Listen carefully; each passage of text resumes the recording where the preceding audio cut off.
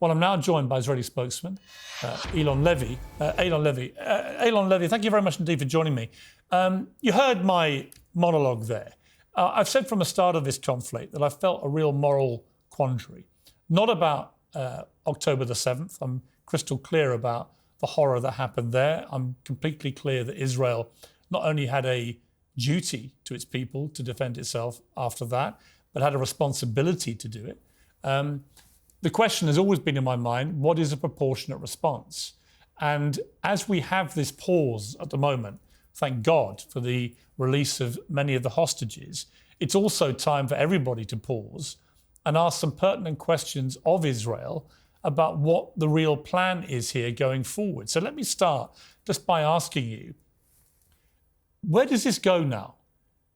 We've got a two-day extension to this pause. More hostages will come out, but it won't be all of them. In fact, Hamas don't even know where many of the hostages are. They're with other Islamic fundamentalist groups within Gaza. Netanyahu has already said, your Prime Minister, that he wants to pick up the attacks as soon as this pause is finished. But to what end and how far will you go? Israel's campaign now in response to the October 7th massacre is proportionate to the threat that we face. And that threat is a second October 7th, a third October 7th, the fourth million October 7ths, exactly as Hamas is promising to do, to murder every man, woman, child in our country. We really wish we were not in this situation, Piers. And for many years, Israel has been putting off a possible campaign to topple Hamas. But the October 7th massacre left us no choice. It was the deadliest massacre of Jews since the Holocaust. It was the deadliest terror attack in world history since 9/11. And in response to that, our campaign is going to continue to destroy Hamas.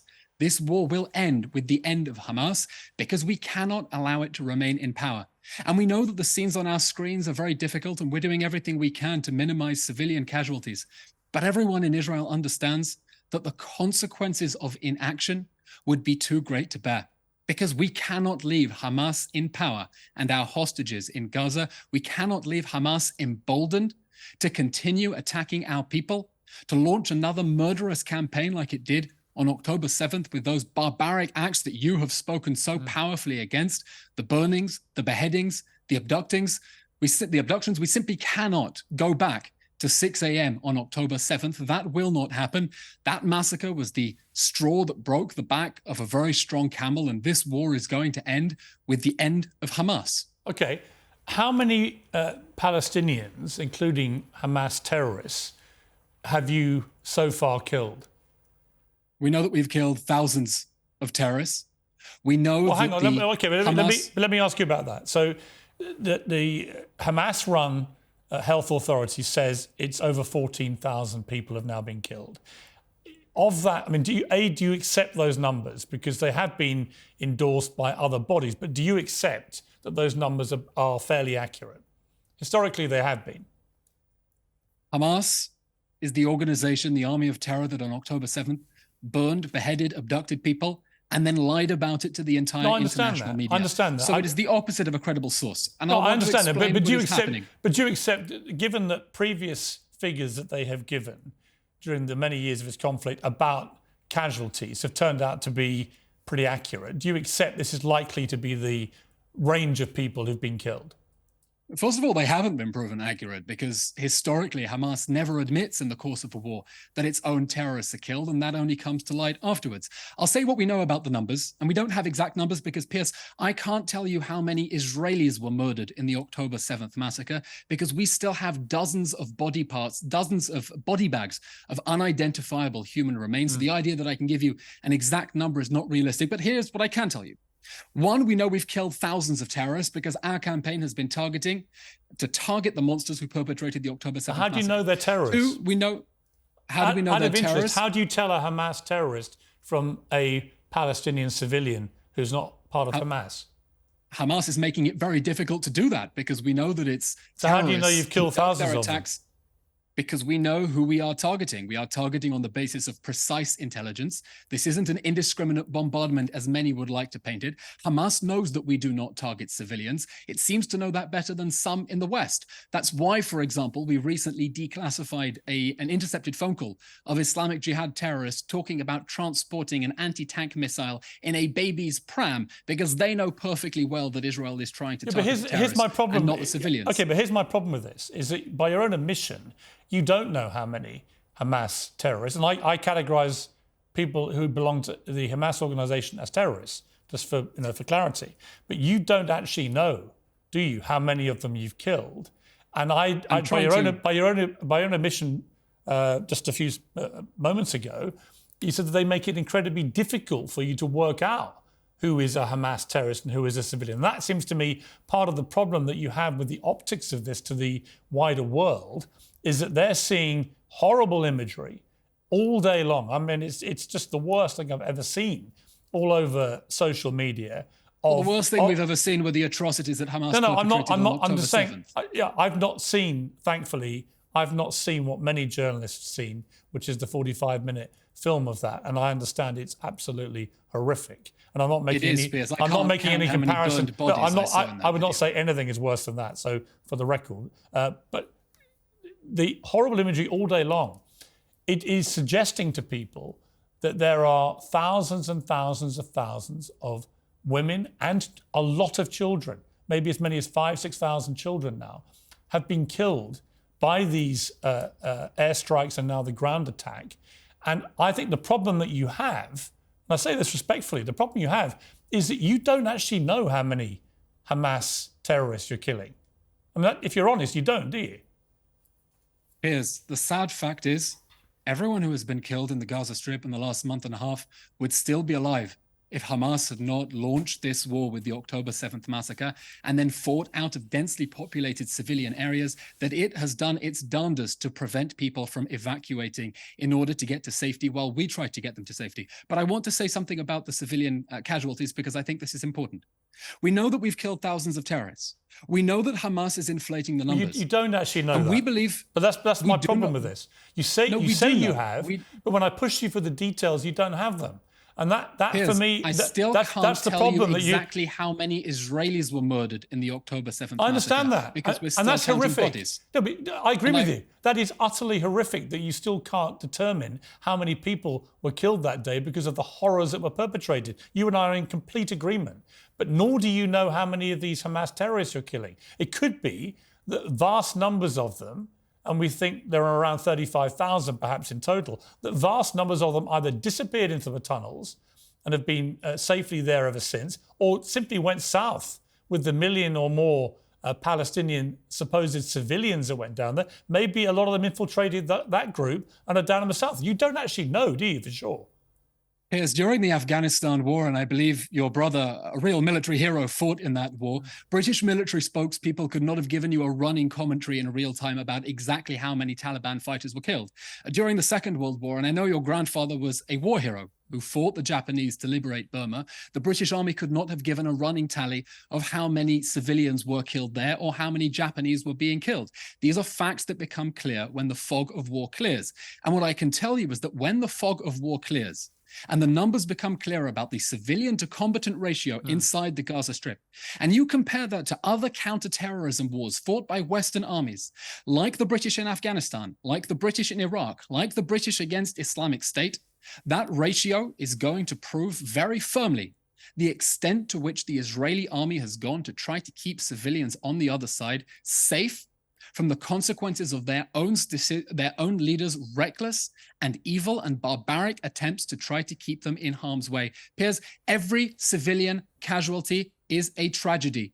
Civilian casualties are a feature of every war, and they are a feature of this war that Hamas began and that Hamas is forcing us to fight inside densely populated areas. The reason I'm pushing you on it is simply because you say you've killed thousands of Hamas terrorists. And the reason I think this is such an important question is there have been reports that once this pause is over, that Israel intends to then attack in the south and may give further warnings to people that are out of certain areas, but will attack in the south and presumably destroy the areas that you attack there, as you have done in the north, making it almost uninhabitable for people to return to.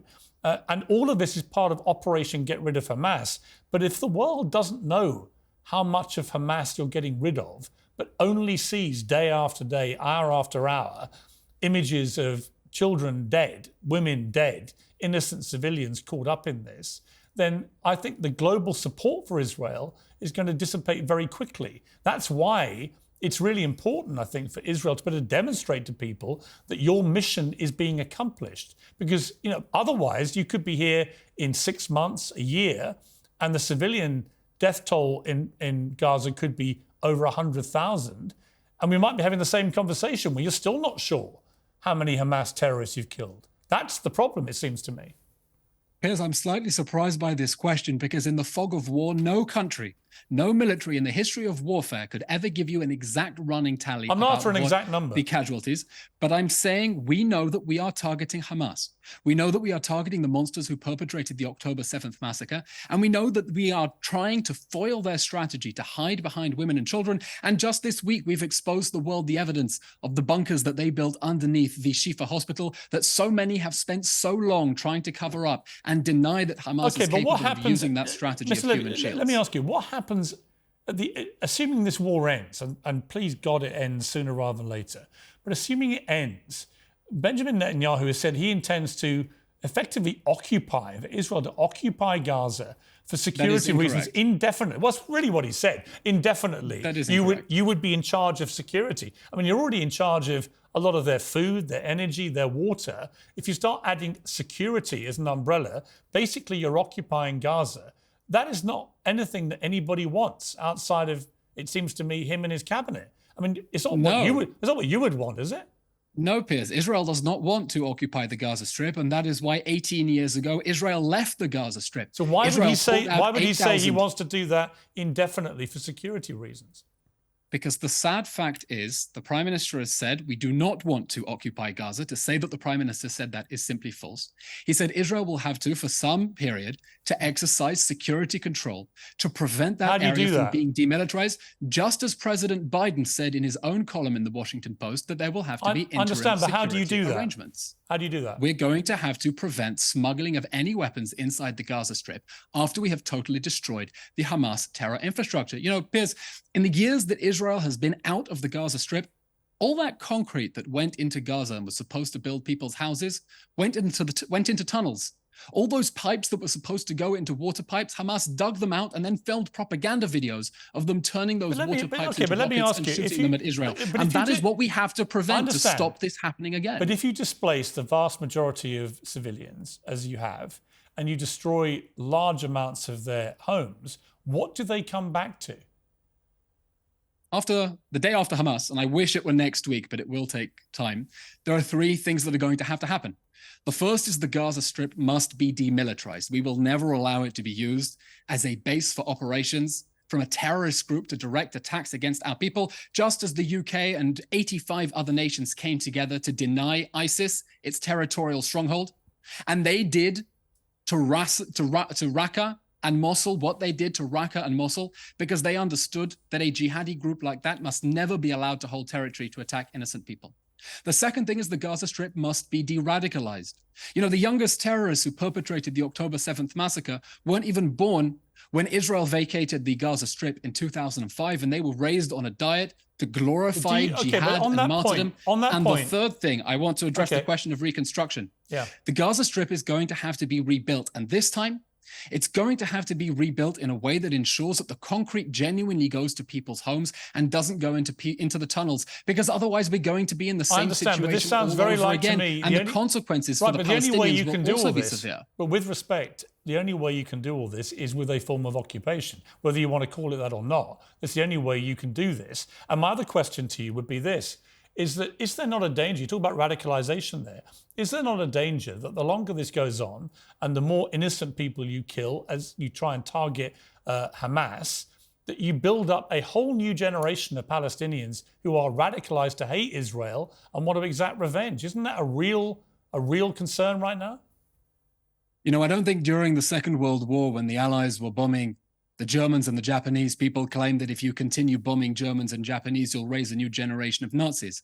And that's because they realized these were people who were radicalized beyond measure. And after the war, there had to be a serious process of de-radicalization. Piers, the facts are that 85% of Palestinians across the West Bank and the Gaza Strip support Hamas's atrocities on October 7th. That is the first polling evidence that has come out. The level of radicalization is already severe.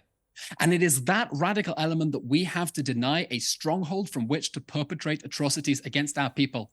And we think it's important that the whole international community understand the extent of the rot of the Hamas death cult that has raised a whole generation, tragically, after the greatest opportunity for peace in the Middle East, that 2005 withdrawal. There has to be a serious push towards de-radicalization to ensure that this never happen again. And we expect the international community to work hand in hand with us on that. Listen, I've got to leave it there, but the big question is whether what you're doing now and what you intend to do in the next few weeks and months will actually begin the end of that radicalization or make it a lot worse. And that is a question I think we just don't know the answer to.